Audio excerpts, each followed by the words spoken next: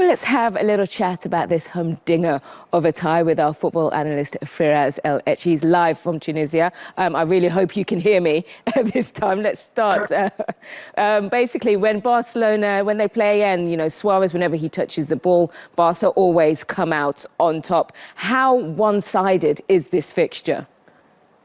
Well, there's absolutely no doubt that Suarez is one of the best finishers there is in the world right now. The way he beat those defenders in the semi-final of the Copa del Rey against Atletico Madrid says it all. 4 defenders, and it's like they didn't exist. He's that good, Luis Suarez. But let's say Luis Suarez is having a bad day. Let's say he's not going to play well today. You have Messi and Neymar on the sides. Messi scored 10 goals in the 6 games in the group stage, and Neymar has this appetite against French teams. He scored 5 goals in the last 4 games against PSG, and he assisted 7 times in the Champions League so far. He's the best at that. So you have the MSN, and that's just, each player is a mighty team by himself. I think of them as 3 heavy aircraft carriers, with all the tools and all the means to assist, to score, and everything. And so that's in itself makes it a one-sided game. I think of Luis Enrique as a coach who has the easiest job in the world.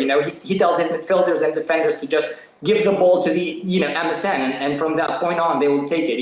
And so that's going to be a big problem for PSG tonight, and I think that in itself makes it a one-sided game. Well, it makes you think, what do they actually have to do to get a result against them? You pretty much said it. It's a one-sided competition here. What do they have to do? Well, just like Pep Guardiola, he said, there's nothing you can do playing against Manchester. All you can hope for is that all 3 just have a bad day or a bad evening and they just don't perform. You look at PSG, and the numbers when they play home in the Parc des Princes are in their favor. They played 42 games in all European competitions in Parc des Princes, and they won 26. They drew in 15. They lost only 1 game. That 1 game, they lost to Barcelona. It's all in their favor when they host teams, but when it comes to Barcelona, it's the exception.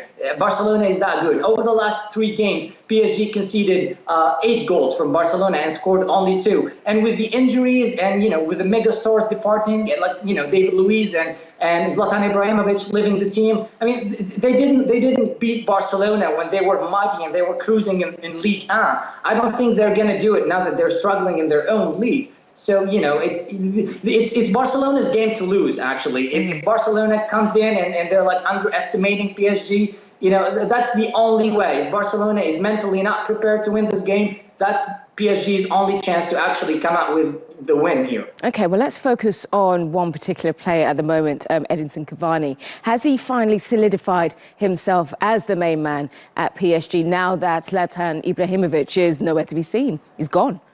Well, Edinson Cavani is back. I watch Edinson Cavani and I'm like, here's Napoli's Edinson Cavani, because, he was intimidated by Zlatan's presence. Last year, whenever he had an opening for a shot, he assists, he gives the ball to Zlatan. Zlatan's presence is actually intimidating. He scored 6 goals in the group stage right now. 1 goal per game. And so he's doing so much better this season. But, this is a big game. This is a game where you mentally should be prepared. And the absence of Thiago is going to put this mental heavy weight on his shoulders, the fact that he's got to carry the team and has that responsibility of the team leader, and that's going to be an extra element to stress him. And remember that when it comes to Barcelona, Edinson Cavani played 350 minutes and he didn't score once. So there's this psychological wall, there's this obstacle for Edinson Cavani in games like this. We're going to watch it closely, and it's going to be interesting to see how he performs in this game. Edinson Cavani is, of course, a big talent, a great finisher, but there's also the fact that his team needs him to be a leader